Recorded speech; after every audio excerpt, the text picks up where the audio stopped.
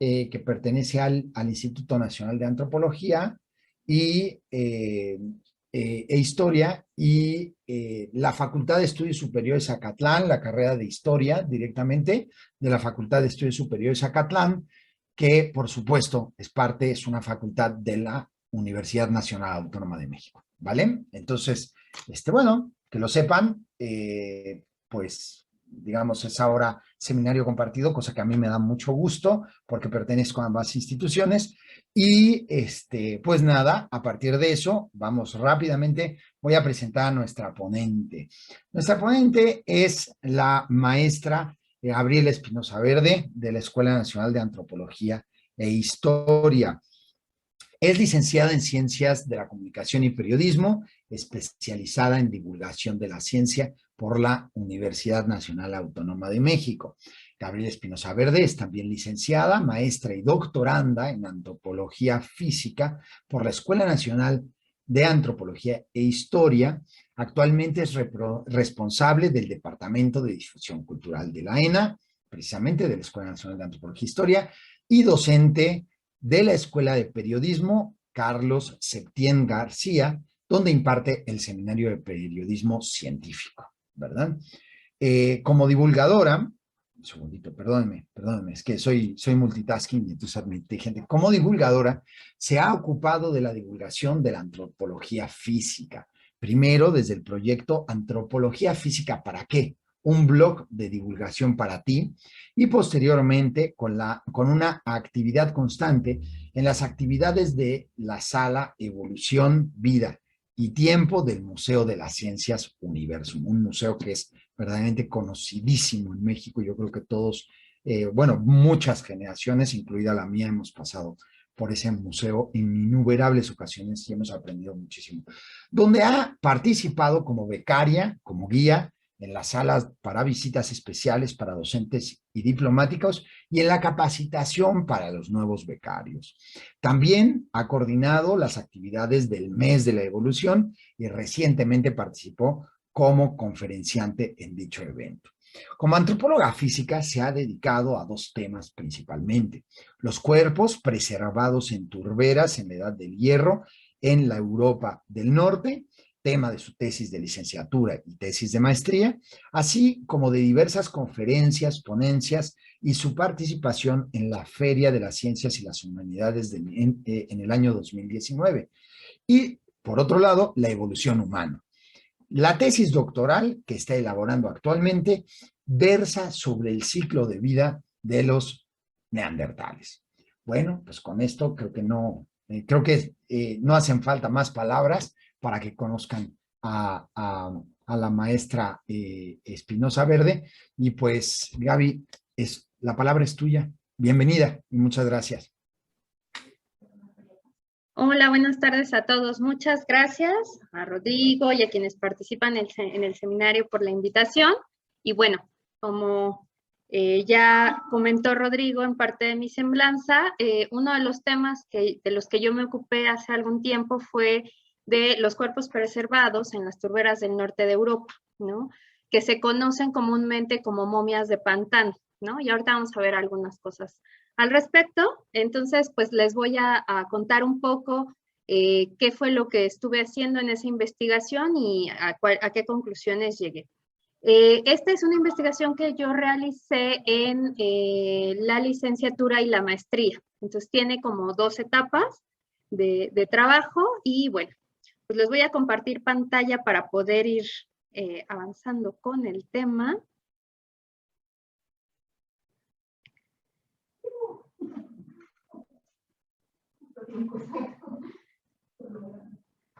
Ok, bueno, esta imagen que están viendo aquí es de una momia o de un cuerpo preservado en una turbera alemana o en lo que hoy es Alemania, ¿no? Entonces, como ustedes podrán ver, una de las cosas impresionantes de este tipo de restos es que tienen alto nivel de preservación. No se preservan o difícilmente se preserva todo el cuerpo o todo el cuerpo con buenas características. Como pueden ver aquí, pues hay zonas muy bien preservadas, pero hay otras como las zonas de las costillas donde hay poca preservación. Sin embargo, el nivel de preservación es muy, muy interesante porque se preservan muchos rasgos, ¿no? Y muchas características.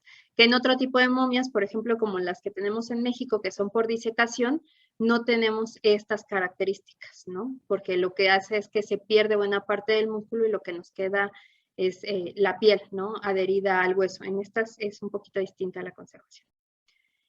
Bueno, esta nada más es como una cuestión de protección. Todos los materiales gráficos que voy a estar presentando tienen solo fines académicos y por lo tanto no tienen fines de lucro. Aunque he procurado dar la referencia en la mayoría de los materiales del origen, bueno, por si las dudas, vale la aclaración. Entonces, bueno, este tema, a mí en lo particular, yo lo empecé a abordar primero como desde las prácticas mortuorias, ¿no? Y bueno, a lo largo de la presentación vamos a ver algunos segmentos de este poema de Manuel Acuña, que se llama Ante un cadáver, y que a mí me gusta mucho porque justo nos habla o hace una reflexión acerca de lo que implica la muerte, ¿no? Y una de las primeras cosas que dice es pues esto, ¿no? Que a veces se cree que el imperio de la vida acaba donde empieza el de la muerte. Y en realidad todos los cuerpos preservados lo que nos muestran es lo contrario, ¿no? O sea que en realidad no con la muerte del sujeto se acaba como su historia, sino que muchas veces, como es el caso de estos cuerpos preservados, pues nos dan para seguir trabajando y reconstruyendo acerca de la historia de a quienes pertenecieron estos restos. Bueno, ¿dónde ocurre esta historia? Esta historia ocurre en el norte de Europa, les había comentado yo, ¿no? Entonces, cuando yo empecé a trabajar esto, muchas de las preguntas, la pregunta más recurrente que me hacían es, ¿por qué yo estando en México y existiendo momias en México, por qué yo estaba volteando a mirar hacia restos que pertenecían a otra geografía, ¿no? Y en buena medida, bueno, pues parte de la respuesta está en que no estaba mirando solo los cuerpos preservados, sino había algo que me interesaba que tenía que ver con la relación entre el medio ambiente y las prácticas mortuorias, que en México más o menos lo conocía por un proyecto de investigación formativa que tomé sobre momias y momificación, pero que estas en particular yo quería como profundizar en eso, ¿no? En esta relación entre la existencia de turberas en esta zona y la aparición de prácticas de depósito de restos en estos espacios, y la discusión en torno a si era intencional o no este depósito, o sea, si los depositaban ahí justo porque sabían que son espacios que preservan, y entonces lo haces justo para que ese cuerpo no se degrade, o lo haces sin el conocimiento de eso y luego pues resulta que con el tiempo se descubre que se puede conservar. Entonces, ese tipo de debates me llevaron como hacia allá y por eso pues un poco me atreví a mirar fuera de la geografía nacional para empezar a trabajar con un proyecto sobre Europa del Norte. Entonces, bueno, pues esta es la región prácticamente con la que vamos a estar trabajando. En buena medida tiene que ver con la que está al norte, o sea, con lo que es la península escandinava y toda la parte que está en el Mar del Norte y esta región, ¿no? Entonces vamos a estar trabajando ahí, o lo que les voy a estar contando tiene que ver con eso. Entonces, bueno, para empezar, vayamos sobre algunos conceptos para poder como entender hacia dónde voy a ir. El primero es hablar de las momias, ¿no? Entonces, ¿a qué llamamos momias? Llamamos momia a todo cuerpo cuyos tejidos blandos, ya sean músculo, piel u órganos, se preservan de la descomposición tras la muerte, ¿no? Entonces, tenemos que tener tejidos blandos preservados para hablar de momias. Ahora vamos a tener momias que tienen como conservación total o un gran porcentaje de los restos preservados, pero también vamos a tener muchos casos de segmentos momificados, ¿no? Donde solamente se preserva un brazo o se preserva la cabeza. Entonces, ahí hablamos de segmentos momificados porque cumplen este requisito de que son restos que preservan tejido blando. Ahora, la preservación en este caso se va a dar en algo que se llama turba, ¿no? Que les decía,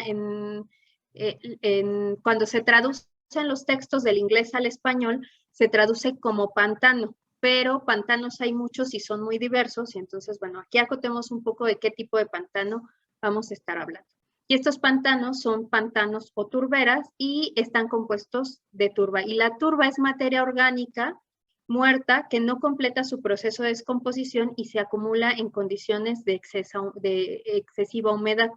¿sale? Entonces vamos a tener restos de flora, por ejemplo, que se empiezan bueno, que mueren, se caen sobre los suelos, pero como los suelos son muy húmedos, entonces no se descomponen tan rápido y van formando una especie de masa o de compuesto que se va acumulando en el suelo. Entonces, a esa materia orgánica que no completa su descomposición y que se acumula en zonas de excesiva humedad, le llamamos turba. Y las turberas van a ser estos espacios donde se acumula la turba, pero digamos, como muchas otras cosas, para obtener la denominación se requiere que esta acumulación sea de al menos 30 centímetros de profundidad, porque vamos a tener muchas zonas donde se va a formar turba de manera como estacional, ¿no? Por ejemplo, en periodos de más alta humedad se van a formar, pero no van a alcanzar estos 30 centímetros de espesor, y entonces cuando vengan periodos de secas, pues se va a eliminar y entonces no vamos a tener esa acumulación. Entonces, donde sí se acumula y alcanzan estos mínimos niveles de profundidad, les vamos a llamar turberas, o les decía, o a veces cuando uno lee los textos en español, lo leemos como pantanos. Y entonces, en este contexto es que nosotros vamos a hablar de cuerpos preservados en turberas. Y yo le pongo como cuerpos preservados en turberas y no momias de pantano o momias de turberas, como sí lo manejé durante muchos años, porque vamos a hablar de que tenemos distintos niveles de preservación, ¿no? O sea, vamos a tener algunas veces solo segmentos, por ejemplo, en algunos casos vamos a tener solo preservación de cabello, ¿no? Ahora, en las turberas, por ejemplo, también, ahorita lo vamos a ver más adelante, existen distintos tipos de turberas y hay algunas que nos permiten preservar no solo tejidos blandos, hay otras donde solo se preservan tejidos óseos, por ejemplo, ¿no? Que sería el tipo de conservación que más conocemos. Y eso pues diversifica, entonces no solamente hablamos de momias, no solamente restos con tejidos blandos, sino restos con tejidos blandos o restos con tejidos óseos, o ambos, ¿no? Entonces por eso yo he preferido denominarlo cuerpos preservados en turberas, como hablando de una mayor amplitud. Entonces, cuando yo empecé con esta investigación, lo primero que me puse a revisar es qué eran las turberas y cómo se estaban desarrollando en Europa, o sea, cuál era el papel de las turberas en Europa.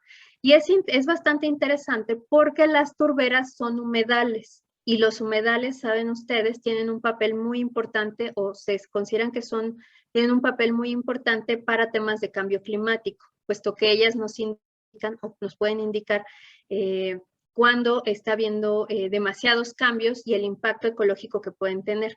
Entonces, hay demasiados trabajos publicados además en línea sobre turberas en el mundo. Yo me dediqué a revisar las del norte de Europa, pero hay muchos trabajos de turberas en el mundo que justo se están haciendo desde centros de investigación sobre cambio climático, ¿no? Entonces, no son propiamente ni textos de antropología, ni exactamente de biología en general, sino de cambio climático, y bueno, eso me permitió a mí acceder a una buena fuente de información. Entonces, las turberas de las que nosotros vamos a hablar son turberas boreales. En realidad puede haber turberas en cualquier parte del planeta, donde haya solo eso, donde haya posibilidades de que haya mucha humedad que permitan preservar.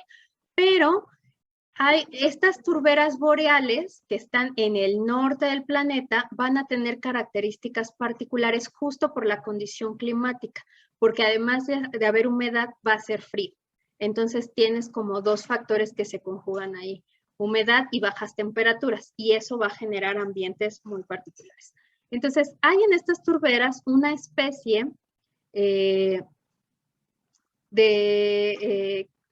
una especie de flora que se llama Sphagnum, que es realmente el componente principal de estas turberas boreales. Este Sphagnum, ustedes lo pueden ver del lado izquierdo de su pantalla, es una especie que va a crecer dentro de los lagos, o que va a empezar a formarse en los lagos, y entonces va a crecer, pero tiene una característica muy particular. Suele alimentarse por la parte de arriba, o sea, en vez de que las raíces sean las que les den los nutrientes y todo esto, los nutrientes los recibe desde la parte alta, desde el meristema, desde la parte como del pico, la parte de arriba, lo que se considera el ápice, Entonces, ahí va a absorber nutrientes de la lluvia, de lo que mueve el aire en el ambiente, y se va a ir muriendo la parte de abajo. Entonces, se muere la parte de abajo y los nuevos brotes van saliendo arriba. Lo que sucede con eso es que eso que se muere abajo, como está en estos lagos o en estos depósitos de agua de bajas temperaturas, pues no se descompone, se queda ahí y empieza a formar esta especie como de lodo, que es como una característica que tenemos muy en la cabeza de los pantanos, ¿no? Y de este tipo. Entonces es como muy interesante. Ahora, esta especie vegetal tiene sus células, pero sus células tienen muchos huecos porque justo ahí van a absorber mucha agua. Entonces, eso les va a permitir además mantener altos niveles de humedad. Y por otro lado, una de las características interesantes de cómo se reproduce es que en la imagen de la izquierda ustedes ven como unas bolitas en la parte de arriba como si fueran una especie de cerezas o de jitomatitos, algo así, que se llaman esporofitos. Esos esporofitos son los que contienen el polen o las semillas para la germinación. Entonces, cuando están en proceso de reproducirse, estos esporofitos se explotan y en la explosión lo que hacen es dispersar, ¿no? Las semillas para que pueda seguirse reproduciendo la planta. Entonces, tiene algunas partes muy interesantes de cómo este tipo de vegetación que vive en ambientes muy específicos tiene diferencias con esas características que nosotros reconocemos como la reproducción de la flora, por ejemplo, en nuestro territorio, la más común, ¿no? Entonces, acá juegan como otros papeles. Pero bueno, el esfagno va a ser uno de los elementos centrales en la construcción de estos pantanos o turberas boreales, ¿no? Porque en buena medida son los que van a permitir que se empiecen a generar en cuerpos de agua esta formación de turberas. Ahora existen, les decía yo hace rato, distintos tipos de turberas. Hay unos que se les llaman fens o mares minerotrópicos, que son más bien ambientes alcalinos. Estos ambientes alcalinos van a degradar todo el tejido blando y lo que van a hacer es preservar muy bien tejidos óseos. Pero también vamos a tener los que son los que en particular donde están los restos con los que yo trabajé, que son los box o mares ombrotróficos, que son ambientes ácidos que preservan muy bien tejido blando, pero que creen, degradan el tejido óseo. Como son ácidos, lo que empiezan a hacer es descomponer el hueso. Entonces tenemos muchos casos de estos cuerpos de turberas donde en realidad lo que encuentran es como una plasta, ¿no? O sea, el cuerpo se conservó la piel y el tejido, pero se degradó el hueso y con el peso de la turbera se compactó y entonces, literal, por ahí en la literatura hay algún autor que dice que es como cuando el coyote y el correcaminos, ¿no? Cuando el coyote termina aplastado por una roca y pues así los recuperas, o sea, como con una forma, pues, pero al final completamente compactados. Y vamos a tener otros que se llaman mares transicionales o turberas transicionales, que es este tránsito entre los ambientes alcalinos a los ambientes ácidos. Es decir, las turberas en realidad, como todo otro proceso biológico, tienen un proceso de formación, entonces muy al inicio van a ser ambientes alcalinos y con el paso del tiempo se van a volver ambientes ácidos si se mantienen las condiciones ambientales. Entonces, si eso sucede, pues vamos a tener primero una turbera alcalina, luego vamos a tener una en proceso de transición y luego va a concluir como una turbera completamente ácida, donde lo que caiga o lo que se deposite en esos espacios durante ese proceso de tiempo tendrán distintos niveles de conservación de acuerdo al momento en el que se haya hecho el depósito y la fase en la que estaba la turbera, ¿no? Entonces, y aquí es interesante, en la imagen pueden ver que algo que sucede en el BOC o en la turbera como tal es que se suele como abombar ligeramente la superficie, ¿no? Mientras que en el FEN uno va a verlo como plano, como si ustedes vieran cualquier cuerpo de agua, un lago, pues se ve como una superficie más bien plana y en las turberas vamos a ver un ligero abombamiento y la presión va a estar dada, perdón, de arriba hacia abajo y en los Empire de abajo hacia arriba. Ahora sí. Ahora, ¿qué pasa con las turberas en el mundo? Las turberas en el mundo, como yo les decía, en realidad podemos encontrar turberas casi en todo el planeta. Todas en el mapa de la izquierda, todas las que tienen color son zonas de turbera, pero son distintos tipos de turberas las que vamos a encontrar. De hecho, a nivel del Ecuador vamos a encontrar turberas de tipo tropical, pero las que nos interesan son las que están en el norte.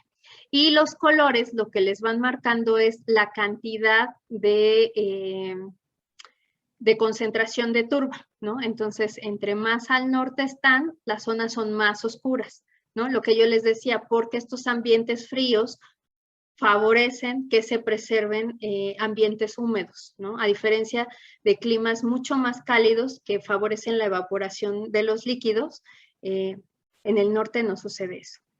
Y como pueden ver en su mapa de la derecha, que es un acercamiento a lo que sucede en concreto en Europa con las zonas que a mí me interesan, notan lo mismo. Las zonas más claras son zonas donde hay poca preservación de turba y las zonas más oscuras es donde tenemos niveles más altos de presencia de turberas. Ahora, ¿cómo se preservan los restos en una turbera? Esta que tenemos aquí es una simulación de una turbera. Entonces, ¿qué sucede con las turberas? Bueno, primera, esto que ustedes ven hasta abajo es una representación de los esfagnums. Entonces, estos esfagnums, además de las características anatómicas y de reproducción que les comenté, cuando están ya en estos contextos acuosos, liberan algo que se llama taninos, que son sustancias químicas al agua. Los taninos, en términos de la preservación, van a ser importantes porque van a ayudar a que la piel como que se curta, va a ser uno de los elementos preservadores, ¿no? Entonces van a favorecer la preservación del tejido. Entonces, estos esfagnums, a la hora de morir, liberan taninos al agua, y digamos se va generando un ambiente donde empiezan a subir las concentraciones de los taninos.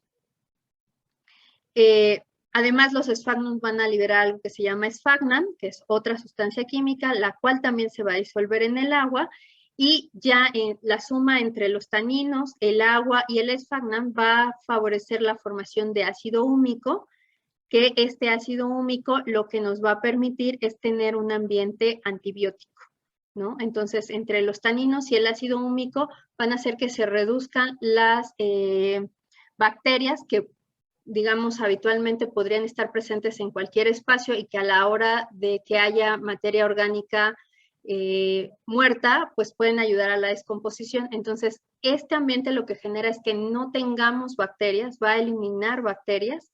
Entonces, eso nos va a ayudar a favorecer la preservación.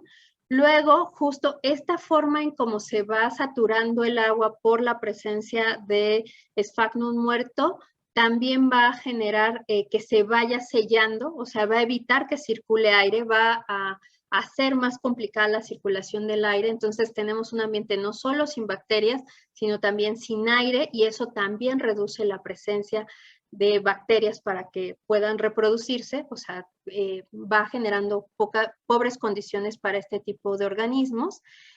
Además, vamos a tener bajas temperaturas, entonces el frío también es un preservador, entonces no tienes bacterias, no tienes aire, y además hace frío, entonces la preservas, vas generando un buen ambiente para preservar. Y otro de los factores que va a ser importante es que vas a tener pocos carroñeros o casi no hay carroñeros en estos ambientes. Por una razón, todo lo que cae en estas turberas se deposita dentro de ellas y cualquier organismo que quiera ingresar a ellos, lo primero que va a hacer es que se va a hundir, ¿no? Entonces, digamos, no es que los carroñeros de la zona estén interesados, ¿no? En si hay unos restos ahí, pues intentar sacarlos porque el riesgo se vuelve muy alto. Y la flora y la fauna de estas turberas es muy, muy reducida, ¿no? Entonces tampoco hay como muchos riesgos. Entonces, lo que preserva en la turbera, pues son estas condiciones, un ambiente antibiótico, anaeróbico, con bajas temperaturas y sin presencia de carroñeros. Entonces, todo lo que se pueda depositar ahí tiene buenas posibilidades de preservarse si el material con el que está constituido puede resistir a la acidez del ambiente. Ahora, me gustaría que habláramos ahora de las características de estos restos humanos preservados en las turberas del norte de Europa. Ahora, restos preservados en turberas hay muchos y de muchas temporalidades, pero bueno, vayamos a ver algunas características particulares de estas que me interesan y les voy a ir acotando ahí un poco los tiempos, las temporalidades para que puedan irme siguiendo en la reflexión. Estos cuerpos de turberas son muy llamativos o han llamado mucho la atención a través del tiempo. Entonces, desde hace bastante tiempo, desde por lo menos el siglo, finales del 19, se hicieron trabajos, cuando se empezaron a encontrar restos, se hicieron trabajos para intentar ver cómo estaban distribuidos estos cuerpos de turberas. Entonces, uno de los primeros mapas que se construyó basado en descripciones más antiguas es uno de Turner y Briggs, que nos dice que esta más o menos sería, el mapa que ustedes están viendo sería más o menos la distribución de las turberas. Las regiones de mayor concentración estarían en Dinamarca, que está por acá, en Alemania, y en parte de la península escandinava, en Irlanda, por ejemplo, ¿no? Entonces esas serían como las zonas. O sea, esta parte donde está el Mar del Norte y donde se conecta con el Océano Atlántico serían como las zonas donde tendríamos mayor descripciones o datos de cuerpos que fueron descritos en esa zona. Sin embargo, el tema que tenemos aquí es que muchos de estos mapas o de estos primeros datos de cuántos cuerpos había, en dónde estaban, se hicieron a través de relatos, ¿no? Incluso hay algunos casos en donde se toman historias, ¿no? De gente que cuenta en los poblados cosas y entonces dice, ah, pues es que yo vi un día 3 cuerpos y entonces los ponen en la cuenta, ¿no? Y luego vas con otro y dice, había por ahí una historia que decía que incluso en algún momento habían encontrado todo un terreno lleno de cuerpos que eran resultado de alguna batalla de tipo celtas o germanos, ¿no? Y que entonces todos esos cuerpos habían existido ahí, ¿no? Y todo eso se anotaba y se registraba aunque no tuvieras evidencia, ¿no? Entonces esa ha sido una complicación a veces para saber qué tan alta es la presencia de restos antiguos, ¿no? Quizás los más recientes es mucho más fácil saberlos porque incluso hay coberturas de prensa, pero en casos muy antiguos es difícil saber y buena parte de las estadísticas que se tienen, pues se hicieron a base de relatos, entonces no se tiene mucha claridad de si, por ejemplo, los datos que están en este mapa, o sea, cuántos de estos realmente podemos comprobar. Lo que sí sabemos es que sí hay una tendencia en cuanto a la distribución que parece persistir con los casos que sí se pueden comprobar, ¿no? Pero bueno, este es un poco para que vean cómo está el tema de las distribuciones en Europa. Y si se fijan ustedes, buena parte de la distribución aparece en el norte y en el este, y hacia el sur de Europa pues tenemos poca presencia de casos de este tipo, ¿no? Entonces, pues ahí tienen un poquito los números, ¿no? De cómo es que van dándose en cuanto al número de casos, ¿no? Por ejemplo, los 60 son de Irlanda, los 49 son de los Países Bajos, estos 418 son de Dinamarca, tenemos 602 casos por lo menos ahí registrados en Alemania, y luego vendrían los 55 que aparecen, o 65 ya sumando, que están en la península escandinava.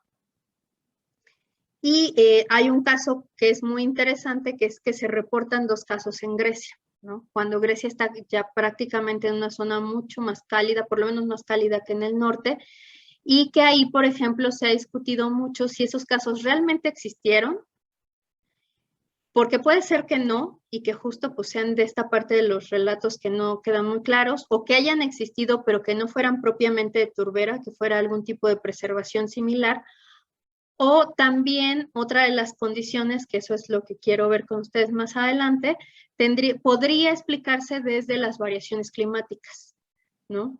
Justo porque lo que pasa es que el clima de Europa no siempre ha sido igual, ¿no? Entonces hay otros periodos donde debió haber sido más frío y es muy probable que esas zonas frías llegaran hasta estas latitudes y posiblemente eso hubiese permitido que existiera algún caso de preservación con estas características. Pero como no, o sea, está reportado el caso, pero no existen los cuerpos ni archivos que describan los cuerpos, pues es muy difícil saber si realmente existieron o si pertenecían a otro tipo de preservación o qué pasó ahí, ¿no? Entonces son como los datos que nos saltan un poquito en el mapa, pero de ahí en fuera el resto sí está como muy ubicado al norte, ¿no? Y como ustedes lo pueden notar acá, ahí está, acá se movió una de los, este debería estar acá arriba, en Dinamarca. Permítanme, perdone, ahí está. Y bueno, justo los casos que suelen llamar la atención, pues justo son los que tienen que ver con la región de Dinamarca y la región de Alemania, ¿no? Que son como bastante más numerosos que las descripciones que aparecen en otras regiones.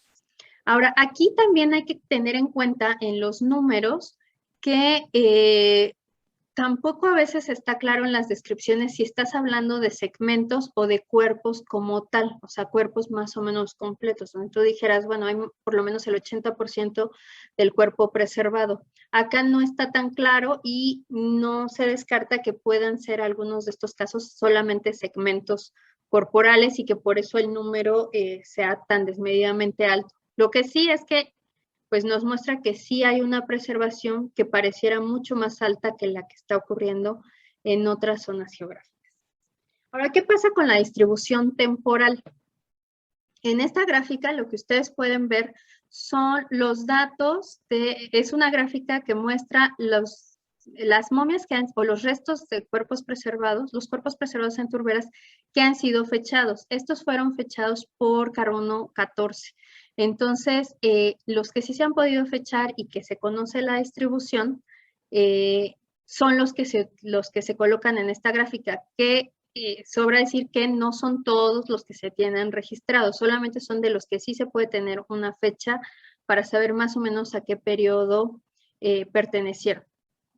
Además de eso, la gráfica les muestra cómo está la distribución por países o por las regiones geográficas actuales, ¿no? Por las geografías actuales. Entonces, tenemos que aparecen los primeros o los casos más antiguos que se han podido fechar, pertenecen a más o menos el 4500 antes de nuestra era y son casos irlandeses.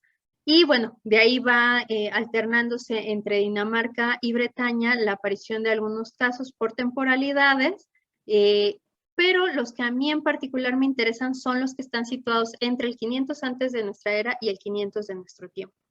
Porque si ustedes se fijan, hay un incremento importante de casos. Claro, aquí también hay que acotar que no todos se pueden fechar, ¿no? No todos se pueden fechar porque acuérdense que a la hora de que tenemos el factor de la acidez, hay una alteración también en la composición de los restos. Entonces, algunos de estos cuerpos se fecharon con respecto a algunos otros elementos que se encontraron en las turberas o incluso con la propia turba, ¿no? Entonces, digamos, pero de los que sí se pudieron, tenemos esta distribución y llama la atención este incremento importante y además una diversidad en los países que participan o que tienen presencia de estos restos, ¿no? A diferencia de acá que sí vemos primero a Irlanda y luego vemos a Bretaña y a Dinamarca, y luego por ahí en algún momento aparece Países Bajos y más tarde Alemania, aquí sí vemos la presencia de prácticamente todos estos países que tienen restos preservados con estas características. Y me llamó particularmente la atención este periodo porque como vamos a ver más adelante, hay características ecológicas que permiten entender qué podría estar pasando aquí. Este es los datos sobre el sexo de los cuerpos. Se ha intentado pues determinar el sexo. En algunos casos se ha logrado, en otros no, porque aunque están preservados tejidos blandos, todo este tema de la compactación y la deformación de los restos no siempre permite. Y, por ejemplo, trabajo de ADN imposible. El ADN sí se degrada en ambientes ácidos, entonces no hay manera de que se puedan hacer estudios de ese tipo, pero bueno, en los que se ha podido definir, se presentan con estas características, pero si ustedes se dan cuenta, pues la presencia de casos donde no se puede determinar el sexo es bastante importante en todas las regiones, entonces es muy difícil tener claridad de si son más hombres o más mujeres, o sea, eso es muy difícil tenerlo en claro en este contexto. Ahora, ¿qué otras cosas sabemos sobre estas momias? Yo lo que hice, esta es parte del trabajo que hice en la licenciatura, me puse a revisar la bibliografía, a ver los casos que estaban en bibliografía, cuáles eran, y encontré 65 casos reportados en la bibliografía.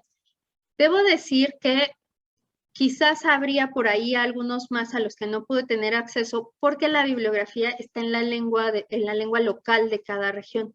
Entonces, pues no bastaba como entender bastante bien el inglés y medio entender cómo va el alemán, sino que pues tienes también neerlandés, ¿no? Había otros textos en polaco y así, entonces no pude acceder a toda la bibliografía como me hubiera gustado. Y aparte hay alguna que es muy antigua y no está en digital, te aparece en las referencias, pero no hay manera de rastrearla, ¿no? Porque o están en los archivos, porque hay algunos de estos casos que como son en comunidades muy pequeñas, digamos, se preservan en esos lugares, pero no tienen como una difusión extensa hacia afuera, ¿no? Entonces, pero de lo que sí pude consultar, logré recopilar 65 casos y lo que me di cuenta es que la información es muy dispar. O sea, en algunos solo viene la referencia, o sea, solo te dicen, se encontró un cuerpo en el poblado tal, que se considera que pudo pertenecer a tal periodo y ya, no te dan más datos. Hay otros donde hay descripciones abundantes, hay otros casos donde se hicieron muchos estudios. La Gran Bretaña, por ejemplo, ha hecho trabajo muy fuerte, ¿no? Para algunos de sus casos. Irlanda también tiene trabajos importantes. Entonces, hay casos que están en extenso descritos y otros que apenas si tienes datos. Pero bueno, con todos esos logré reunir 65 y encontré las siguientes cosas que me resultaron interesantes. Como son ambientes preservadores, se preserva todo, ¿no? Incluso órganos internos. Porque justo si la turba aún la zona de turba aún tiene mucha agua, el agua puede entrar por la cavidad bucal hacia el interior del cuerpo y puede lograr incluso preservar no solamente los órganos internos, sino los restos de las últimas comidas de los individuos. Entonces, bueno, de la última comida se recuperó información de 5 casos, 4 de Dinamarca y un caso inglés. En todos ellos hay presencia de cereales o semillas. Y algo que llama la atención es que en 2 casos daneses masculinos se encontraron trazas de origen animal. En un caso eran astillas de costilla de cerdo y en otra era pelo de ratón. Aquí hay un debate interesante, ahorita que vayamos a las interpretaciones de esto les voy a explicar por qué, pero parte de lo que se pudo discutir aquí es que tanto las astillas de cerdo como el pelo de ratón podrían estar presentes en los lugares donde resguardaban los cereales o las semillas, y entonces que su presencia en los tractos digestivos no sería propiamente porque alguien comió carne de cerdo o porque alguien comió un ratón, ¿no? Sino porque este tipo de elementos podrían estar ya revueltos entre las semillas o los cereales y a la hora de prepararlos y consumirlos se iban ahí y de esa manera llegaban al tracto digestivo. Pero bueno, sí llama la atención que en la mayoría de los casos, pues solo hay cereales o semillas. Ahora, otro de los temas con estos cuerpos preservados es que en muchos de ellos se han descrito traumas, ¿no? Y en un primer momento, o hace algunos años, cuando se hablaba de estos traumas, era sinónimo de si aparece un trauma, entonces es sinónimo de violencia y entonces estos debieron haber muerto violentamente. Hoy lo que sabemos es que muchos de esos elementos que se describieron como traumas podrían ser resultado de fracturas de los restos ya una vez dentro de la turbera y generados por la propia presión de la turba sobre los cuerpos. Entonces, incluso ha habido en los últimos años una revisión de los casos que se ha podido de los restos para poder determinar si en efecto estos traumas que se han descrito pertenecen a lesiones antemortem o realmente podrían ser daños que recibieron los cuerpos postmortem, pero resultado del ambiente, ¿no? Por un efecto tafonómico y no tanto porque fueran infringidos por quienes los depositaron. Bueno, entre lo que se encontraron fueron, en 19 casos se reportan traumas, se encontraron lesiones en todos los segmentos corporales, pero son como más abundantes las que se refieren en el cráneo cerebral y facial y en el cuello. Ahorita vamos a ver por qué esas características. Ahora, cuando se ha hecho trabajo para determinar las causas de muerte, se ha determinado que, bueno, de los 10 casos donde esa información se reporta, se habla de que 5 fueron por estrangulamiento o debieron ser por estrangulamiento, 1 por dislocación del axis, que posiblemente pudiera ser por ahorcamiento. Hay 2 donde aparecen cortes profundos en garganta, incluso uno el corte va literal de oreja a oreja, y hay otro más por herida torácica y otro por herida abdominal, ¿no? Entonces, lo que les decía, se han reportado como muchas lesiones en estos restos y algunas, por sus características, se han usado para inferir cómo debió haber sido la muerte de estos individuos. Ahora, aquí lo interesante es ver justo los primeros 5 casos que hablan de estrangulamiento y el segundo por ahorcamiento. O sea, estamos hablando de 6 casos que tienen causas de muerte cercanas, ¿no? Que al final tiene que ver con posiblemente con que alguien más infringió la muerte a estos individuos.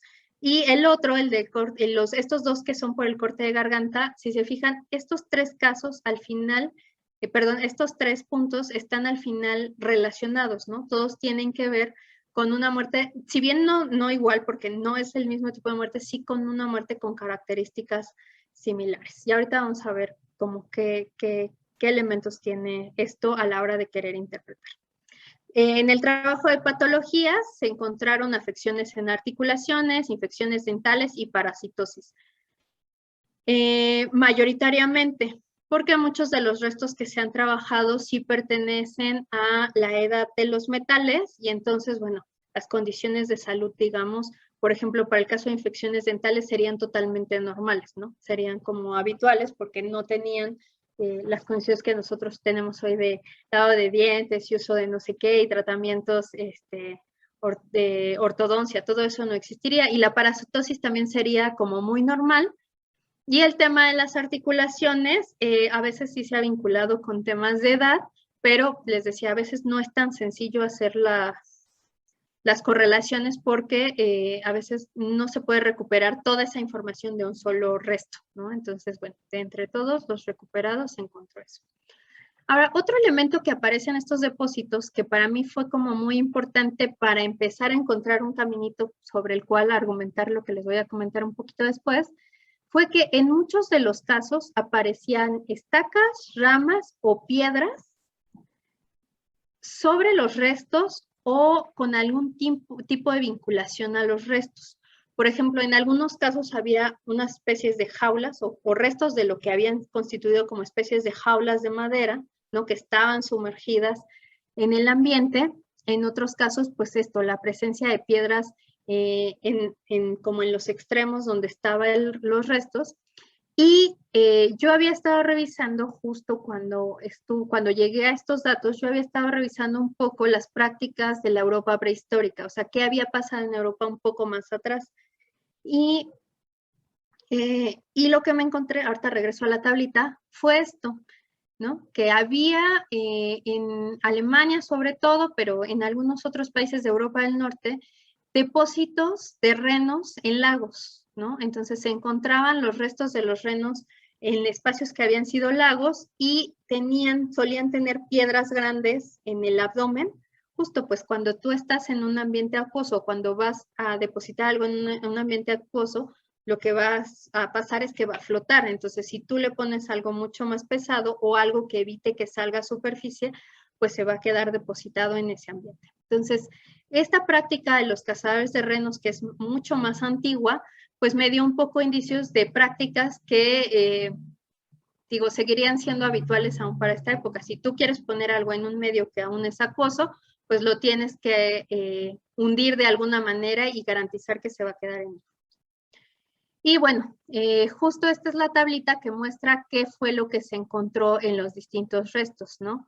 En algunos solamente se encontraron ramas sobre el cuerpo de distintas especies, en otro caso se encontraron piedras, lo que yo les comentaba, a los extremos del cuerpo, que esto sí te da más idea de que pudieron usarse estas piedras para evitar que el cuerpo flotara. En el caso de las ramas, algunas son grandes, pero otras, por la degradación, no se sabe el tamaño que pudieron ser y entonces no sabes si es como que les pusieron algo más en forma de ofrenda o si se las pusieron justo para que no flotaran. Ahí es más difícil determinar. Hay casos donde tienes ramas y piedras, donde aparecen las dos cosas. Hay otros casos donde aparecen estacas de madera, ¿no? En algunos casos clavados en la turba, pero cerca del cuerpo que se ha encontrado, otras sobre el cuerpo.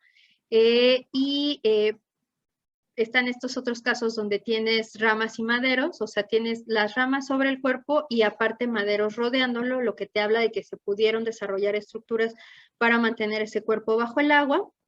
Y tienes estos donde es más claro que aparecen estructuras que se asemejan a jaulas de madera, ¿no? Y que justo pues lo que te hace pensar es eso, ¿no? Que posiblemente son estructuras que se usaron para que los cuerpos no flotaran. Ahora, eso significaría que estos restos pudieron haber sido depositados en turberas o en mares de transición, es decir, en espacios que no son completamente acuosos, perdón, que no son completamente sólidos, sino que son acuosos y que eso pues te permite depositarlos y tenerlos que fijar para que no floten.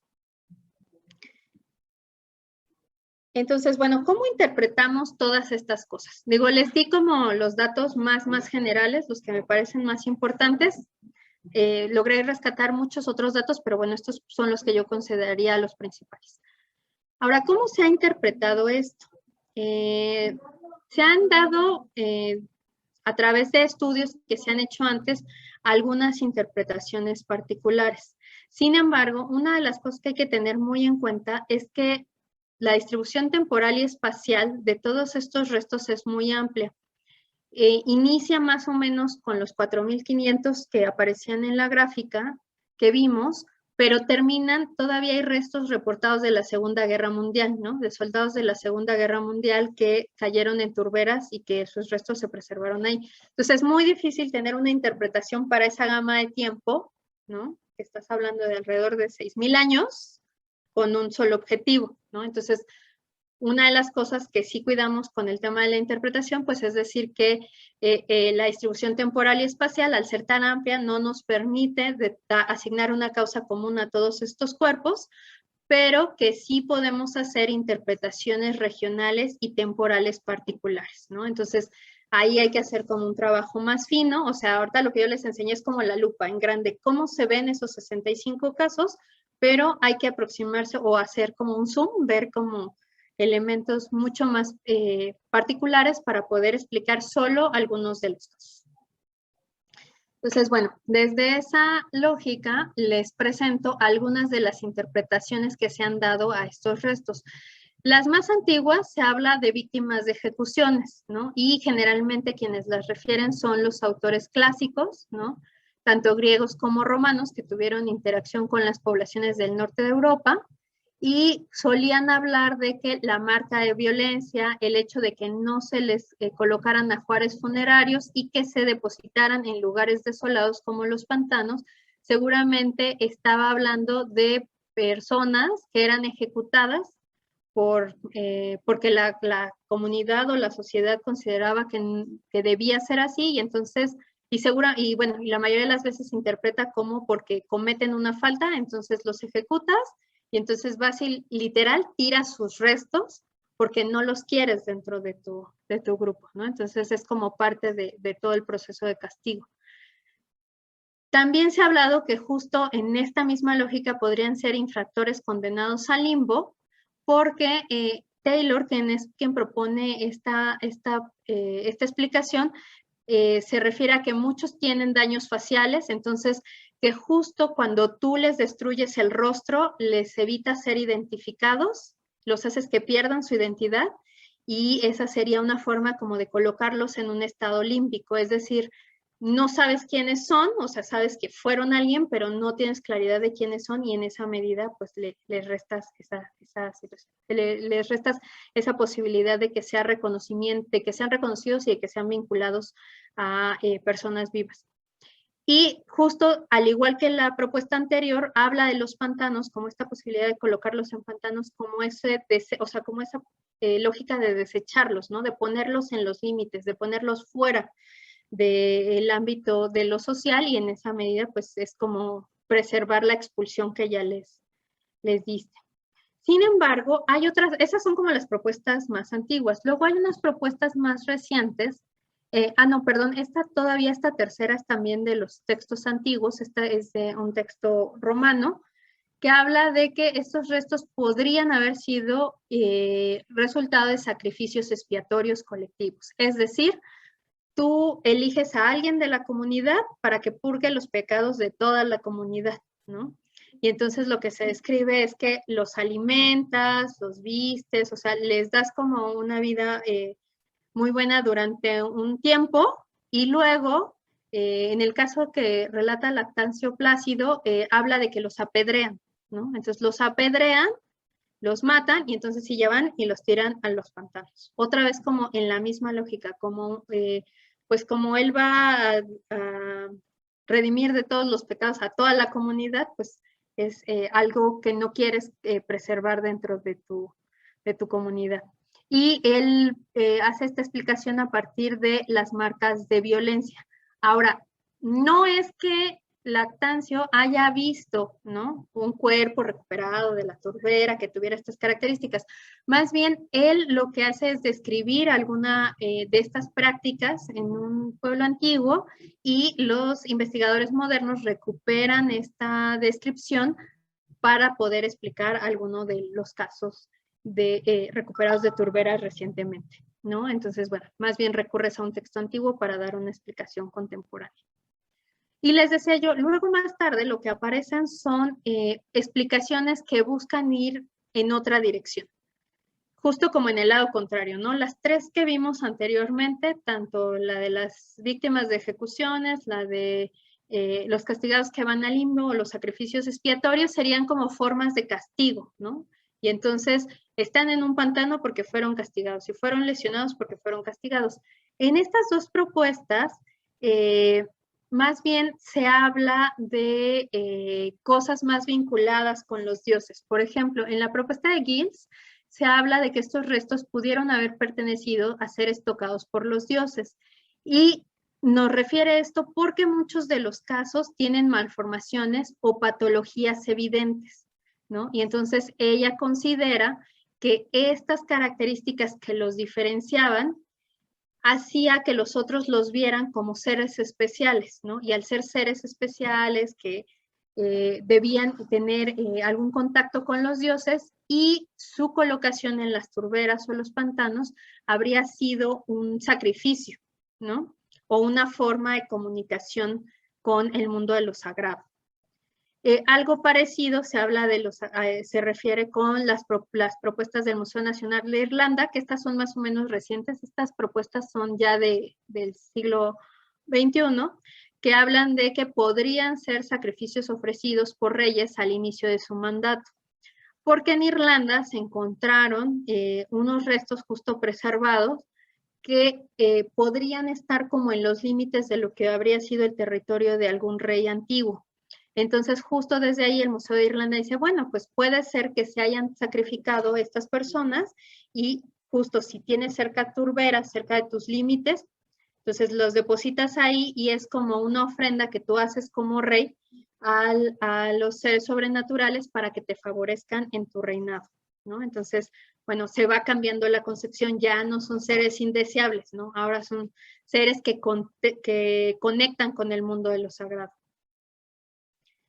Y la propuesta con la que voy a cerrar, con la que voy a intentar argumentarles ahora, bueno, estas dos propuestas son las que yo propuse, ¿no? Que es que podamos hablar de estos restos. En algunos casos, otra vez no en todos, en algunos casos podríamos estar hablando de reyes devueltos al destino, porque en la mitología germánica, los reyes o sea, el rey era elegido, el jefe o rey, porque no en todos los casos hablabas de reinos, en algún caso hablabas como de tribus y hablabas de jefes tribales.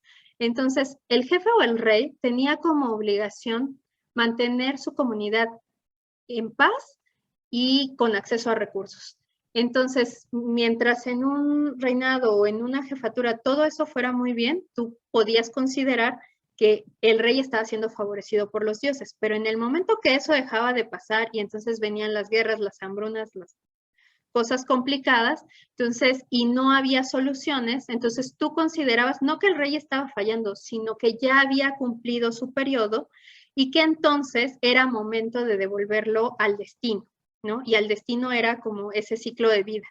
Y entonces se describen prácticas en las que los reyes, una vez que concluyen o que ya cumplieron pues con lo que debían cumplir, había que devolverlos al destino, pero había que devolverlos de una manera particular. No podían morir de cualquier forma, tenían que morir de formas particulares. Y una de esas formas era que fueran ahorcados o estrangulados, porque lo que se quería evitar es que su sangre, que se consideraba sagrada o importante, se derramara, ¿no? Entonces los ahorcabas y los estrangulabas y entonces sí, ya los sepultabas o los incinerabas de acuerdo a las prácticas, ¿no? Entonces, ahorita vamos a ver por qué yo parto de esto, pero es una interpretación que a mí me pareció que puede dar explicación en algunos casos. O la otra es que podríamos estar hablando de ofrendas de fertilidad, porque igual en la mitología germánica, cuando tú sepultas los cuerpos bajo tierra, puedes infundir la fertilidad de esos seres vivos a la tierra, ¿no? Entonces, en las mitologías, algunos héroes, de acuerdo al tipo de muerte, son o incinerados o enterrados. Y cuando son enterrados, su tarea es infundir a la tierra su fertilidad y su fuerza, ¿no? Entonces, bueno, podría ser por ahí. Y bueno, hay un caso en particular que vamos a comentar ahorita, que es el del hombre de Tolum, que justo él es uno de estos casos que es el caso que se describe que fue ahorcado, que muere por ahorcamiento, pero es depositado en una turbera, ¿no? Entonces, ahorita les cuento cómo tracé como esta parte.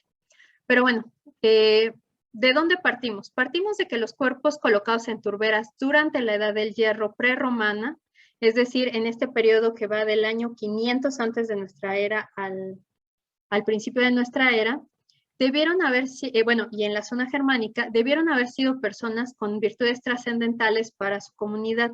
Su sacrificio facilitaría la comunicación con el mundo de lo sagrado y su colocación en la turbera permitiría infundir su potencia fertilizadora a la tierra para que ésta recuperara su capacidad productiva. Y aquí es importante, o sea, estos elementos un poco los tomo de las interpretaciones y de las propuestas que hicieron autores como Giles o como el Museo Nacional de Irlanda.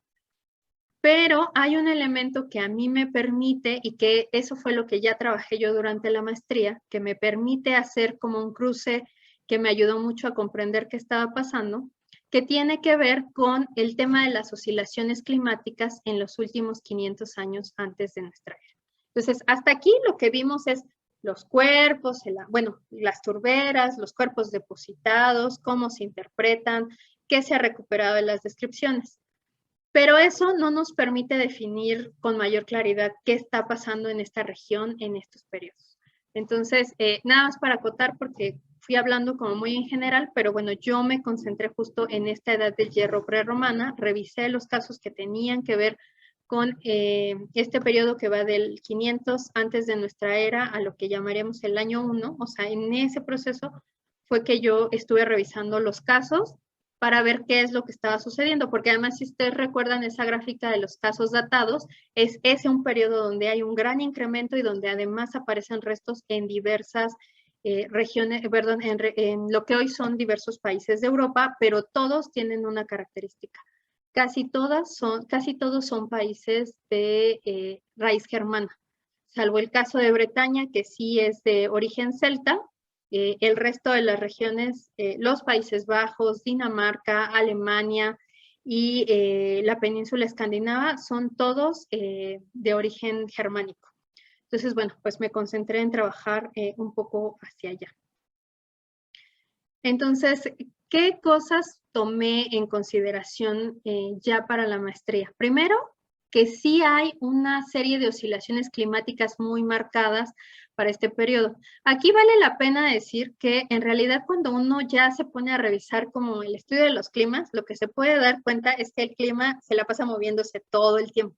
Claro, estamos hablando de tiempos geológicos, no de tiempos históricos. No es que en 3 años, claro, ahora lo vemos con mayor claridad, pero para este tipo de estudios, pues no es que estés viendo variaciones de cada 3 años o de cada 10 años, ¿no? A veces son variaciones más grandes, pero eso te permite ver como algunos patrones climáticos. Entonces, sí detecté que para este periodo hay oscilaciones climáticas importantes y que hay una tendencia a un clima que se va enfriando cada vez más a partir del 800 antes de nuestra era. Entonces, tenemos un clima donde empieza a hacer mucho más frío en esta región.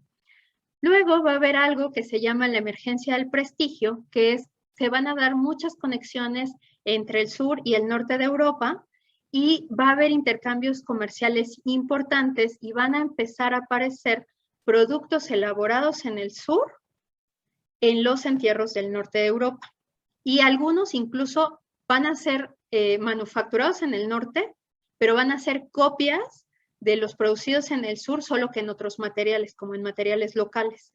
Entonces, y muchos de estos objetos no son cualquier objeto, o sea, no son solo vasijas que puedes usar para todas las actividades cotidianas o para muchas actividades cotidianas.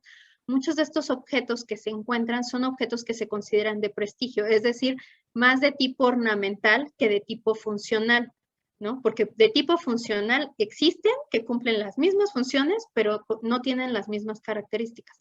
Entonces, sí hay una tendencia a que en este periodo, bueno, desde un periodo anterior, pero en este periodo se mantiene mucho esta idea de la emergencia del prestigio. Y también retomé las ideas sobre la muerte, ¿no? La muerte individual en favor del colectivo, la morada de los muertos y el ajuar funerario, y la muerte como este paso en el que se infunde fertilidad a la tierra, ¿no? Entonces, estas nociones vienen más bien de trabajos teóricos acerca de la muerte, ¿no? De qué implica la muerte, de las prácticas mortuorias y de las implicaciones que tienen estas en las concepciones que tienen los vivos sobre los muertos. Ahora, justo vamos como a la parte climática. Voy a empezar a ir un poquito más rápido porque creo que ya llevo un rato. Entonces, para ir acotando y dar tiempo a algunas preguntas. Pero bueno, les decía yo, vamos a tener varios vaivenes climáticos sobre el Holoceno, ¿no? Desde las eras glaciales, que conocemos como tal, pero también vamos a tener algunas oscilaciones donde tenemos aumentos de la temperatura que se establecen durante buena parte del periodo, pero en ese inter vamos a tener algunos periodos fríos, ¿no? Que son periodos que no son tan de poquito tiempo, ¿no? Se implican por ahí algunos cientos de años por lo menos, ¿no? Entonces, aunque digamos, cuando tú ves las gráficas climáticas, ves una cierta concordancia o puedes decir, la media te marca que la temperatura estuvo en cierto punto, pero cuando ya haces observaciones focalizadas te das cuenta que hay caídas en las temperaturas en determinados periodos, ¿no? Y, por ejemplo, aquí algunas de estas oscilaciones podrían estar relacionadas, por ejemplo, en Asia con la aparición de la agricultura, ¿no? Entonces, por ahí hay como elementos que se pueden entender desde estos estudios climáticos. Pero lo que a mí me interesa en realidad es este último periodo, que es el periodo postglaciar, ¿no? Donde tenemos desde el inicio una tendencia a un clima cálido, luego alcanzamos un clima más o menos como el actual, ¿no? Luego vamos a tener este que se llama el Atlántico o cálido óptimo, que es el de las temperaturas cálidas e inviernos suaves, que se considera como el clima óptimo porque se considera que fue como un momento de mucha bonanza para el planeta, donde el clima era como más estable, donde las temperaturas no eran tan bajas ni tan altas, sino como en el punto medio. Sin embargo, aún en ese clima óptimo tuvimos procesos de avance glaciar en algunos periodos. Luego vamos a tener la aparición de climas cálidos con fluctuaciones en las precipitaciones y justo en este que es el que a mí me interesa, vamos a tener la aparición de veranos fríos y algunos avances glaciares. Es decir, estamos en un momento donde veníamos de una temperatura muy cálida a una temperatura que empieza a convertirse en temperatura templada y llegamos a un momento donde vamos a tener algunos avances glaciares. Y acuérdense que estamos hablando del norte de Europa, ¿no? Donde de por sí, digamos, ya por su posición con respecto al Ecuador, siempre hay una tendencia a que sea mucho más templada la temperatura que en el Ecuador, ¿no? O sea, eso ya es de cajón. Entonces, si además a nivel planetario estás teniendo una tendencia hacia veranos más fríos y avances glaciares en estas regiones, entonces esta condición todavía se ve como mucho más marcada o empieza a volverse mucho más evidente. Este es un análisis que hice de cómo se movieron los climas y cuáles fueron las características por información proveniente de estudios climatológicos, ¿no? De paleoclimatológicos, perdón. Entonces, en algunos casos se usaron turberas, ¿no? En algunos otros casos se midieron niveles de oxígeno y carbono, en algunos otros casos se hicieron estudios con glaciares o la presencia de sedimentos lacustres y polen, ¿no? Para saber, entonces se han usado muchas técnicas, pero yo más que eso, pues lo que quise ver es cómo se estaban describiendo los climas para ciertos periodos. Entonces, los que ven ustedes en azul claro son climas más cálidos y los que ven en un azul ligeramente más oscuro son climas más fríos.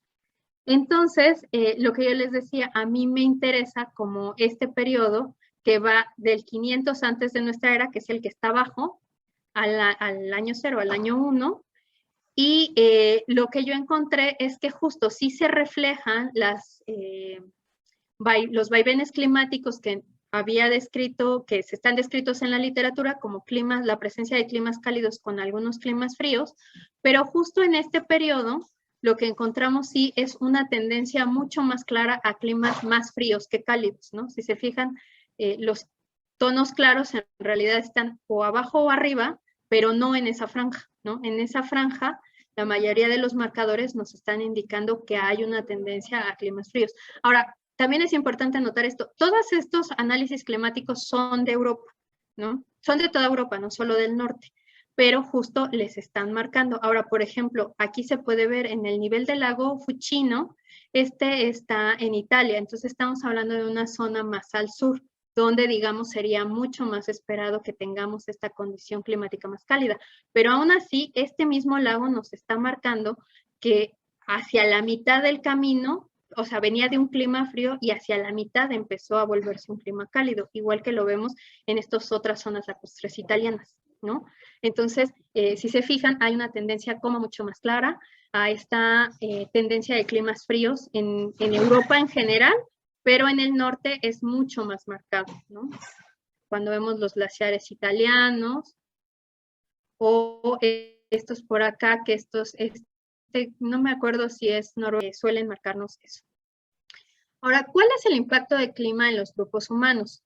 El impacto más importante a niveles prehistóricos tenía que ver con las grandes migraciones. O sea, tenemos en la historia de la humanidad grandes migraciones que están asociadas a los cambios climáticos, ¿no? Entonces cambia el clima y cuando las poblaciones que habitan ciertas regiones ven comprometidas sus formas de sobrevivencia, entonces se mueven, ¿no? Y se empiezan a dar estos factores. Entonces tenemos el caso de Mesopotamia y de los pueblos del mar. Para ilustrar, también tenemos el colapso de grandes culturas como los acadios, los egipcios o los troyanos, que están vinculados, ¿no? Como estos periodos de colapso de estas culturas se han podido vincular con momentos donde tenemos variaciones climáticas importantes, sobre todo hacia climas más fríos, ¿no? No necesariamente hacia climas más cálidos, sino hacia climas más fríos. Y otro elemento importante aquí que retomé, que encontré en la literatura, es una referencia que se hace al Ragnarok nórdico.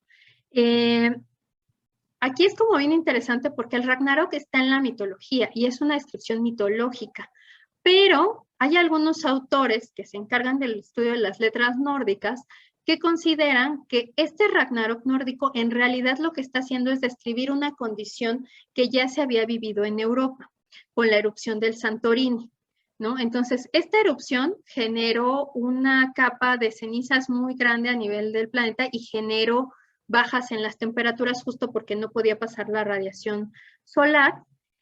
Y algunos autores lo que consideran que pasó aquí es que el Ragnarok no es otra cosa que una descripción de las memorias de las consecuencias de erupciones volcánicas como el Santorini, ¿no?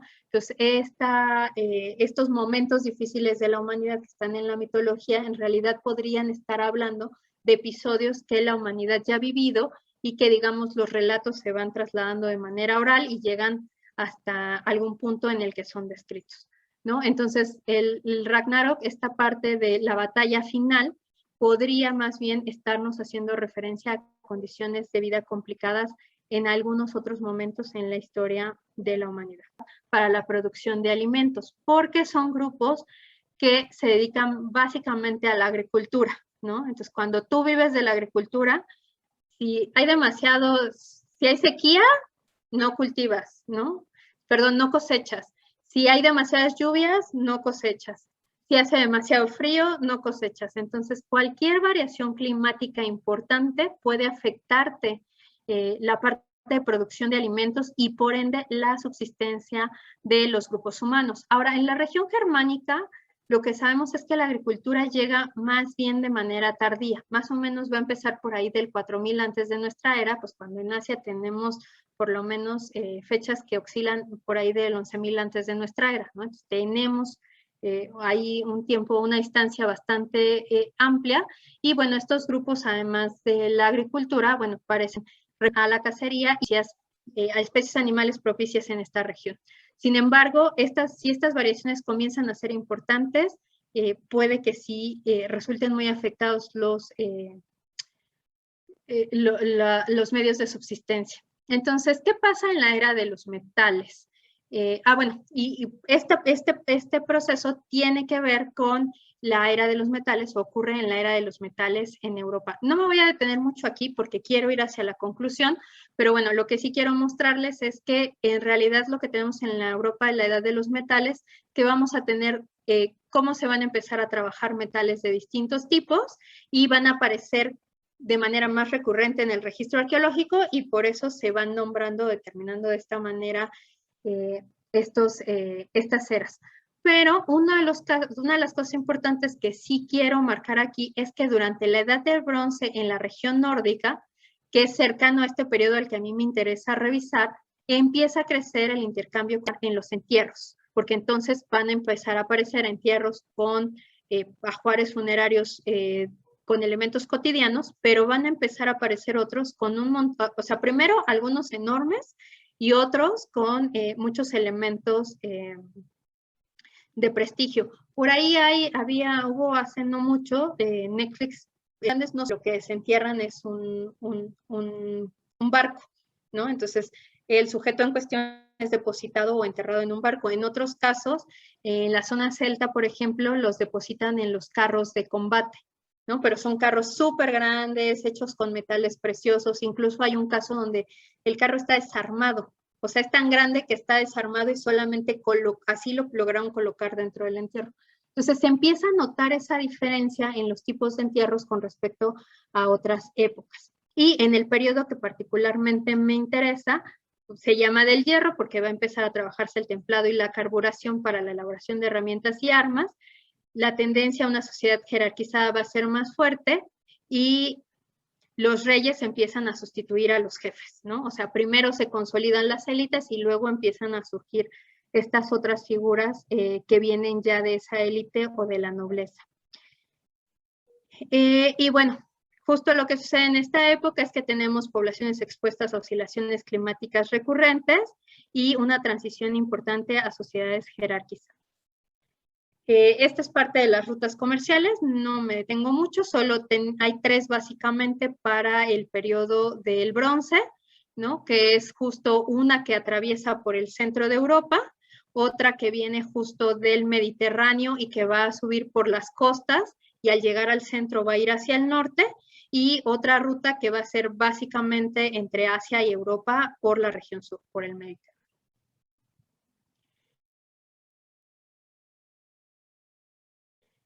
Y uno proviene del sur y otro pertenece al norte, o estos asientos de trono. Si se fijan en la parte de arriba de la imagen se ve como este elemento metálico que es el que se...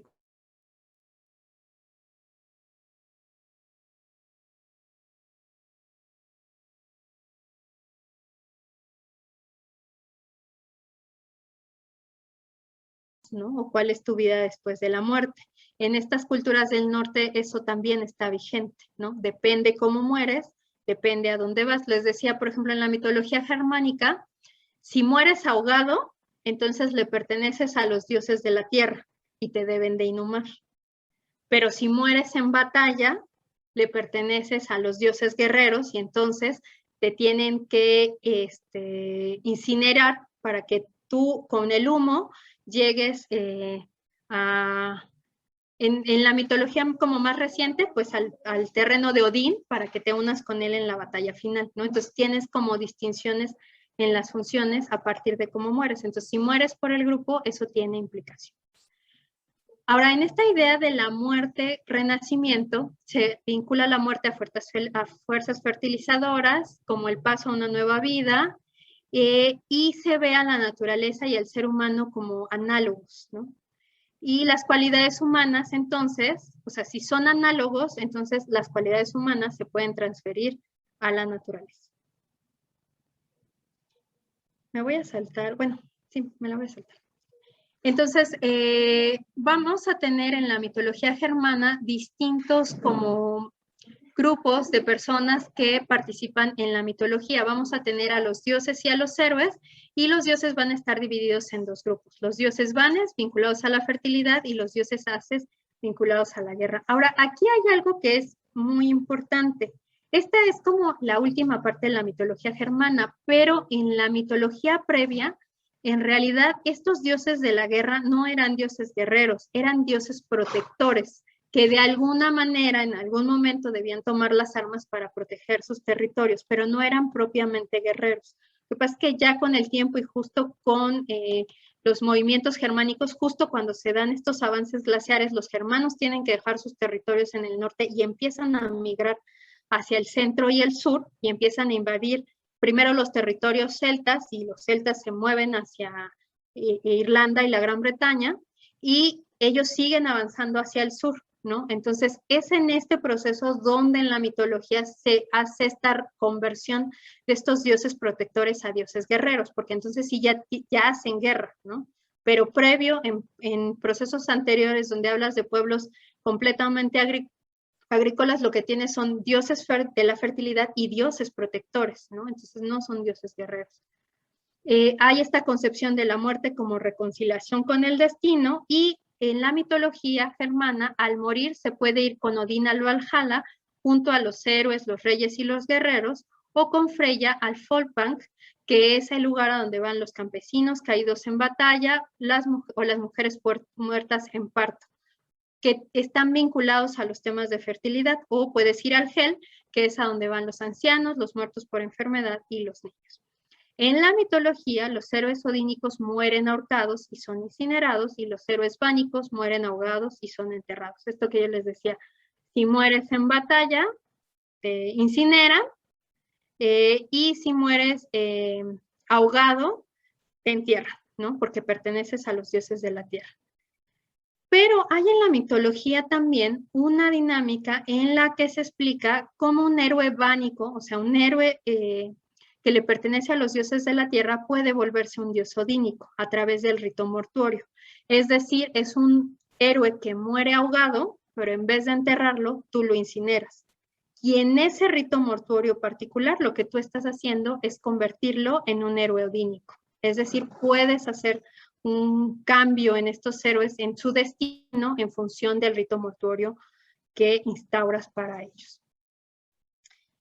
Y bueno, con estos elementos vamos ahora sí a los casos particulares, ¿no? Hablemos del hombre de Tolum. ¿Será el hombre de Tolum un rey devuelto a la naturaleza? Este resto ya es una imagen reconstruida, porque en realidad cuando lo encuentran y lo trabajan, lo que hacen es desarticular la cabeza y los pies, que están muy bien preservados, y son a los que se les da trabajo de conservación, y parte de los otros restos se pierde. Pero sí se conoce, sí hay bastantes descripciones e imágenes de cuando se descubre, entonces se puede recuperar como estas características generales. ¿Qué pasa con él? Proviene de Dinamarca. Se considera que debió morir hacia el 220 antes de nuestra era, murió por ahorcamiento, y se considera era un hombre de entre 40 y 60 años. Hay casos similares, como el hombre de Vindevi en Alemania o el hombre de Borremos en Dinamarca. Es decir, hombres que son ya de una edad más avanzada. Digo, para estos grupos los 40 años ya era mucho. Yo sé que a lo mejor para nosotros no lo es tanto, pero para estos grupos las esperanzas de vida eran bajos, ¿no? Entonces llegar a estas edades ya era importante. Y bueno, pues muere por ahorcamiento, igual que estos otros dos casos. Justo uno de esos es el hombre de Borremos, que justo también proviene de Dinamarca, es del primer siglo antes de nuestra era, no está tan claramente establecida la fecha, y muere por estrangulación. Y tenemos otros casos femeninos, como el de la mujer de Elin, que podríamos preguntarnos si tienen que ver con la fertilidad, que tienen características interesantes. Por ejemplo, la mujer de Elin está envuelta en unas capas de cuero. Entonces, el resto no fue depositado así como así, sino que está envuelta, ¿no? Tiene una trenza, que es la que se ve aquí, que es una trenza muy elaborada, ¿no? Se pudo reconstruir la trenza, que es la imagen que tienen a la derecha. Entonces, debía tener el cabello bastante largo, pero sí le hacen como una trenza particular. Y algunos creen que es que la trenza tiene una última torsión, o sea, la última torsión, algunos consideran que no era propia del peinado, sino que pudo haberse hecho esa última torsión en el momento de la muerte para poder ahorcarla o estrangularla, ¿no? Entonces, como para que no estorbara la trenza, la mueves de posición. Pero bueno, es un punto a debate porque no está muy claro. Pero en este caso, por ejemplo, a diferencia del de los varones, la edad de esta mujer es mucho más baja, ¿no? Está considerada más o menos en los 25 años. Ahora, casos similares a este, tenemos el de la niña de Ite, que es este que tenemos acá, que este es un caso holandés, ¿no? Y en este caso, por ejemplo, una de las cosas interesantes es que parece ser que igual lleva el cabello trenzado, pero se lo rapan de una parte de la cabeza, entonces solo está el cabello de la otra mitad, ¿no? O sea, hay una mitad de cabello y la otra no.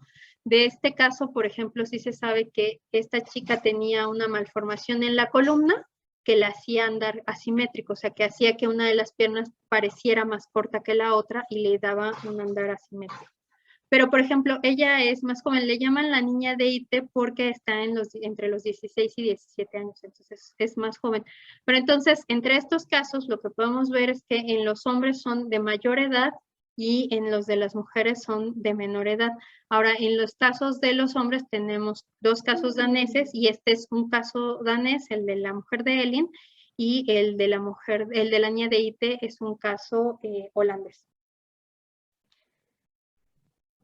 ¿Cómo interpretamos entonces con toda esta información esos cuatro casos? Primera, el agua es la entrada al mundo de los dioses, o para estas culturas es la entrada al mundo de los dioses. Es un espacio en el que se puede pasar de la vida a la muerte. Hay incluso en algunos, interpretaciones que se han recuperado una intención de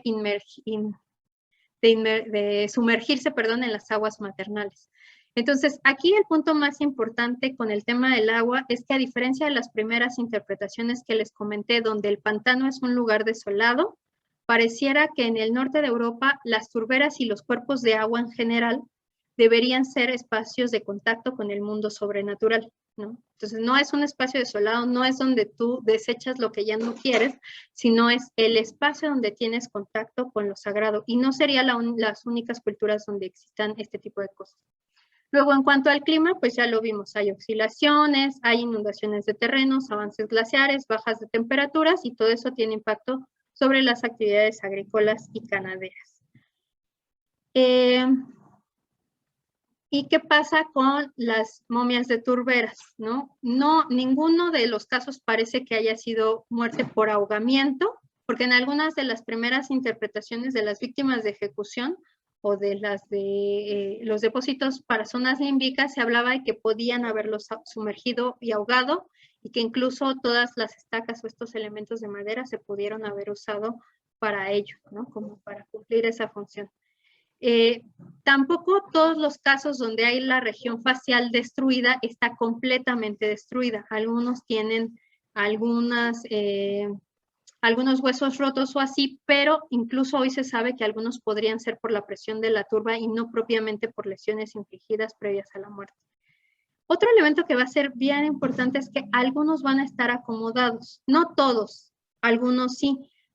y eso también te hace pensar que si están acomodados es porque el terreno ya no estaba totalmente acuoso, seguramente ya estabas en un terreno fangoso donde podías depositar el cuerpo, acomodarlo y volverlo a cubrir. El uso de maderas y palos te habla de que cuando están presentes, de que hay que evitar que los restos floten.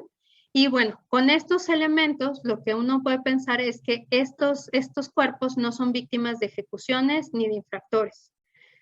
Se discute mucho de que no tienen ajuares funerarios suntuosos como los que sí encuentras para la época en las inhumaciones en los entierros de la élite.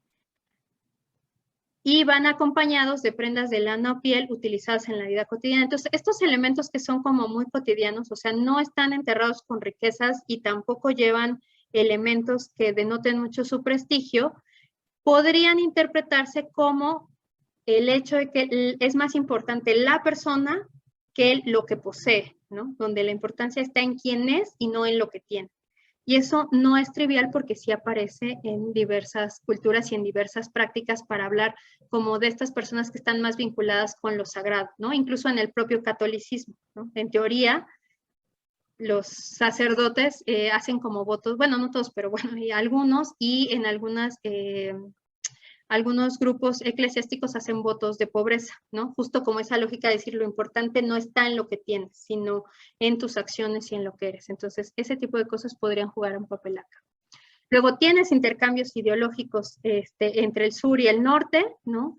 El papel de las jerarquías empieza a ser mucho más importante que en otras épocas.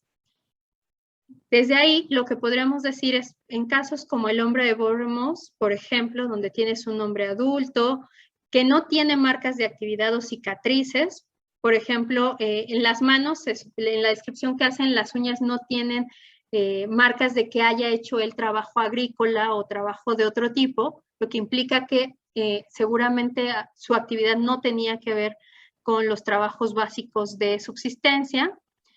Y algo que encontré que va a ser muy interesante para este caso es que el tiempo en que se deposita el hombre de Bournemouth en la turbera, más o menos justo en el primer siglo antes de nuestra era, está vinculado con un momento en que se abandona la villa cercana a esa turbera. Hay una villa cerca a Bournemouth, al pantano de Bournemouth, y más o menos los tiempos en que ocurre el depósito del hombre de Bournemouth y el abandono de la villa coinciden, o sea, lo que pasa es que como el hombre de Bournemouth no tiene una fecha tan precisa como en otros casos donde te dan temporalidades más aproximadas, aquí solo te dicen que puede ser el primer siglo y más o menos de ese periodo es el abandono de la villa.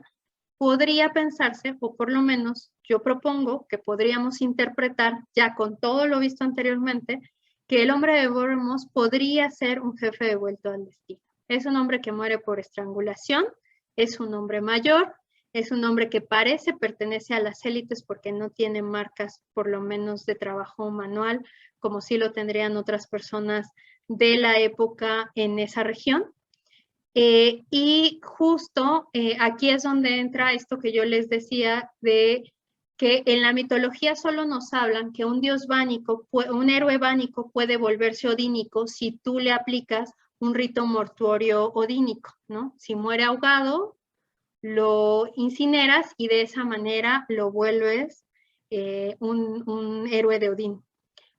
Y los reyes y los jefes eran reyes de Odín o de Botán, que es como la acepción previa a la aparición de Odín como tal. Lo que pasa es que Odín ya sí es muy de periodo vikingo, pues estos serían como los previos, ¿no?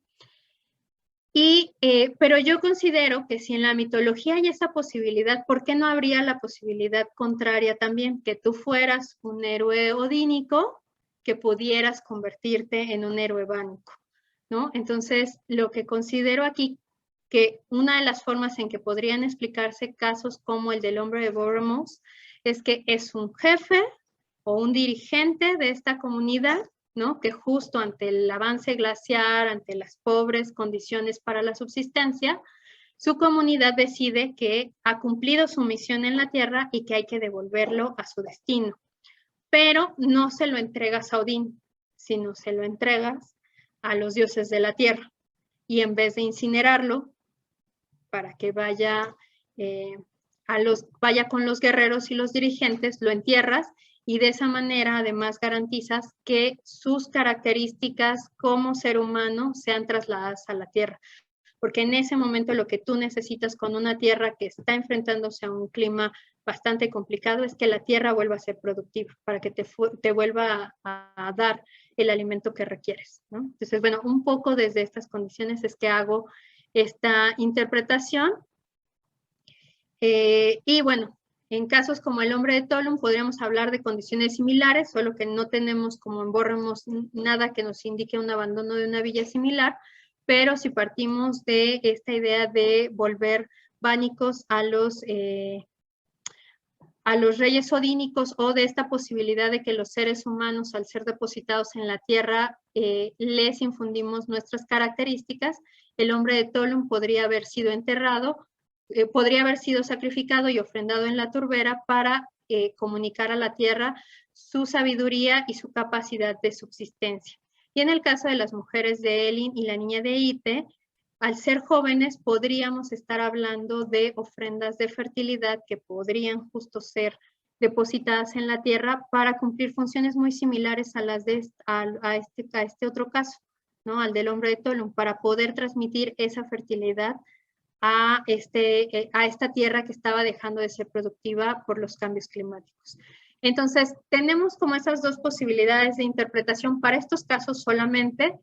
Sin embargo, justo por estas condiciones, yo me atrevería a decir que en buena medida podríamos hablar de que estos casos se depositan en la turbera sin mayores ajuares funerarios, justo pensando en eso, que lo que importa es lo que ellos como seres humanos, o como lo que habían sido como seres vivos, le podían infundir a esa tierra en la que iban a ser depositados, ¿no? Y tampoco podían ser depositados en cualquier espacio, tendrían que ser depositados en estos espacios donde podían establecer esta comunicación de los seres humanos con los dioses, como una forma de decir, necesitamos ayuda con estas cosas y te estamos ofrendando parte de lo más preciado que tenemos, ¿no? En el caso de las mujeres jóvenes hay una discusión ahí importante en términos de la fertilidad. O sea, el hecho de que tú sacrifiques a una mujer en edad fértil tiene implicaciones, no solamente porque es edad reproductiva, sino porque todavía puede realizar actividades que ayuden a la adquisición de alimentos para la población. Entonces, cuando tú sacrificas este tipo de población, es porque la condición en la que estás puede ser mucho más complicada que ponerte a deliberar si eliminas este elemento o no, ¿no? Entonces, bueno, por ahí van algunas de las interpretaciones.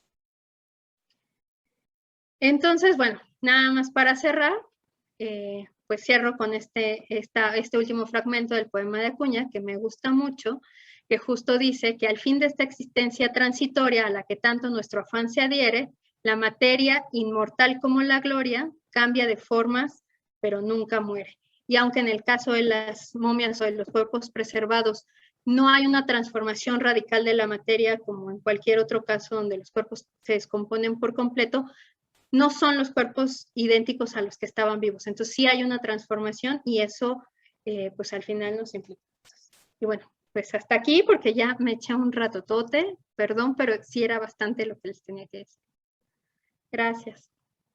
Aplausos, aplausos virtuales, Gaby.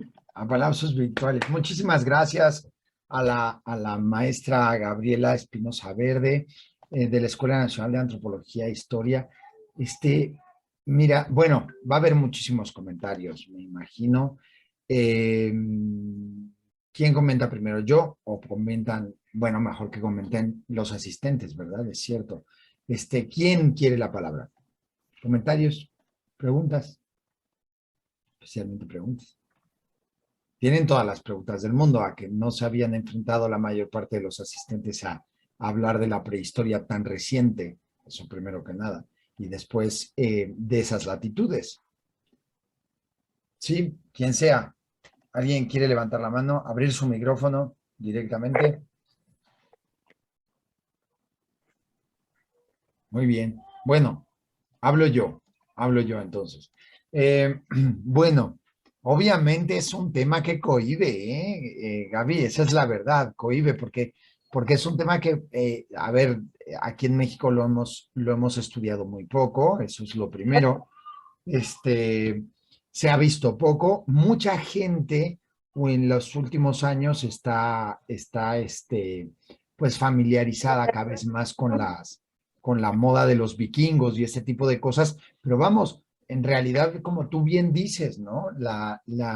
Es más, la mitología nórdica de los vikingos y demás es ya muy nueva, o sea, estos son pueblos germanos de los que estamos hablando que son, pues ahora sí que como digamos, culturalmente los abuelos, los padres y abuelos de lo que después continuarán los vikingos, ¿no? Yo tengo, pues, bueno, primero que nada te quiero felicitar. Te quiero felicitar, es una excelente presentación, es una investigación muy ardua, muy compleja y es muy interesante además. Y yo te quería preguntar, digamos ¿tú crees, creo que algo que nos tiene que venir mucho a la mente, especialmente a los que somos de latitudes mexicanas y tenemos pues en nuestro imaginario el concepto del sacrificio humano, ¿no? Además, tan discutido en la última década, ¿no? Que tanto aparecieron una serie de personajes diciendo que no había sacrificios humanos y luego otros que sí, luego se comprueba que sí, y luego que si los sacrificios humanos qué significan, etcétera, etcétera. ¿Tú crees que, bueno, que estaríamos hablando de sacrificios humanos eso sería por un lado, ¿no? ¿Nos podrías hablar del concepto de sacrificio humano? Y luego, por otro lado, eh, ¿tú crees que habría, por ejemplo, cuando tú hablas del hombre ¿no? De Borrimer, tú, por ejemplo, entiendo que pudo haber, o sea, digamos que la teoría es que viene de unas esferas altas. Por otro lado, ¿no crees que podría haberse dado el caso de gente que hubiera sido elegida para el sacrificio, que no hubiera hecho trabajos de la tierra, etcétera, etcétera, ¿no? O sea, que no hubiera dejado marcas de trabajo en sus huesos ni en sus manos, etcétera, como digamos, ahora sí que una especie de élite o lo que sea que después fuera sacrificada. ¿Te parece pertinente mi comentario? Porque, bueno, vamos, siéntete libre de decir, Rodrigo, no. Bueno, mira, hay una diapositiva que yo me salté que justo tiene que ver con esto que tú refieres del sacrificio, Sí, como la lógica o la relación entre sacrificio y ofrenda. ok, El sacrificio como tal tendría o estaría relacionado con volver algo sagrado. Este, entonces, y ese sacrificio o ese volver algo sagrado tiene que ver con separarlo del mundo de lo profano, ¿no? Entonces, algo que sucede no solamente en el norte, o sea, porque sí es una característica que se ve en el norte de Europa, pero que también aparece en otras culturas, es que se ofrendan, en estas turberas no solamente encuentras cuerpos humanos, o sea, también encuentras vasijas, también encuentras, por ejemplo, como este barco de esta película que les comentaba del túmulo hay embarcaciones de características similares, quizás más pequeñas, que también están enterradas en la turba. También tienes carruajes depositados en la turba. O sea, al final hay como muchos depósitos en la turba, pero casi todos tienen una característica similar, que es que o están rotos o al final se supone que lo que intentas es volverlos inútiles para los humanos para evitar los saqueos, ¿no? Y además, en ese rito en el que tú los vuelves inservibles para los humanos, pero no para los dioses, es donde les das el proceso de transformarlos en algo sagrado, ¿no? Entonces, tú puedes hacer cualquier rito para hacer que algo se desprenda de lo profano y se transforme en sagrado, pero luego hay otro elemento que es importante. O sea, una cosa es el sacrificio y otra cosa es la ofrenda. Tú puedes volver a algo sagrado, pero no necesariamente lo tienes que ofrendar. Por ejemplo, entre los celtas, algo de lo que se hacía es que los jabalíes se sacrificaban, como en algunos rituales, pero una parte se consumía y la que tenía menos carne, las patitas y así, se ofrendaban, eran las que se colocaban en las ofrendas, ¿no? Entonces, de entrada ahí primero hay que tener claro eso que me salté en la presentación, ¿no?